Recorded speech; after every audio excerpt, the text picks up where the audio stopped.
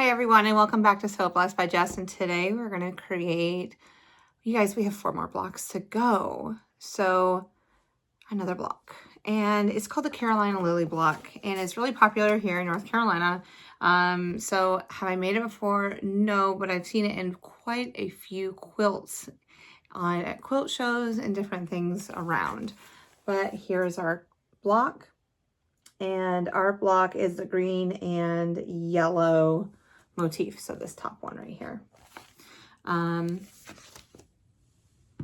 we're going to go ahead, flip it around, show you how we're going to put this thing together, sew it up, and talk about some history. All right, so in this area of the, let me iron that, I don't like, okay. Of the book, we have lots of templates. So now we have a diamond template that we're working with. And let's go ahead and set this up. So right here in the corner, we have, oops, it goes the other way. Light, dark. So a half square triangle, followed by 2 rectangles going horizontal and vertical that match. Okay. Then we're going to take, this goes here. This is going to go here. All right. All right, now we just got to fill in the lily part of it. Okay, so yellow's going there. Okay, whew, there we go. So we have some Y seams we need to work with again on this one. So I'm going to do my half square triangle. Then we are going to just do just like we did with the other block. So right up until here, open it up, and then sew this triangle into it.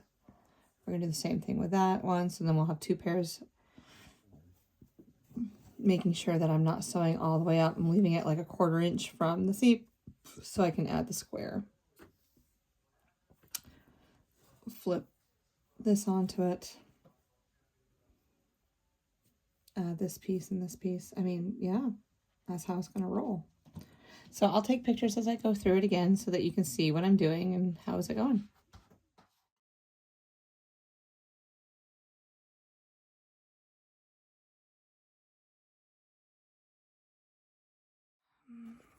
So here it is, our, I want to call it, yeah, Carolina Lily. I want to say North Carolina Lily.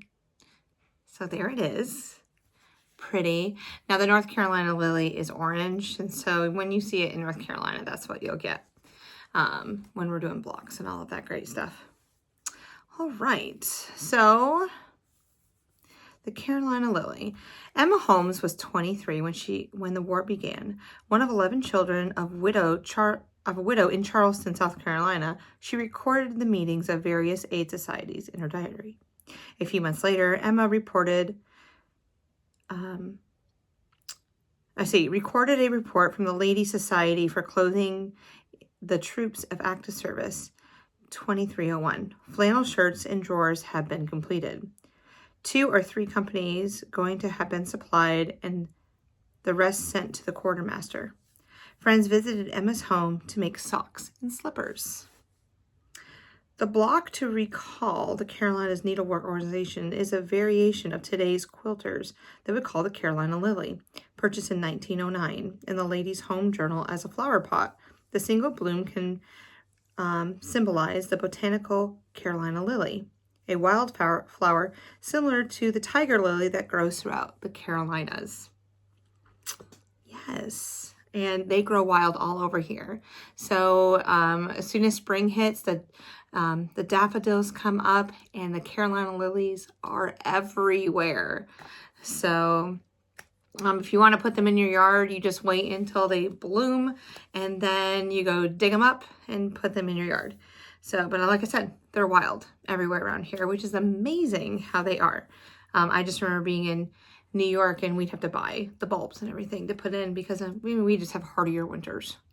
So anyway, there you go. So what a beautiful block. Yes, and that means 3 more blocks that we'll be making together. Yeah, so the next one that you'll see is going to be the Indian puzzle, and that is another curved piecing block. So we'll see how that goes. All right, I'll talk to you later in the next video. Bye.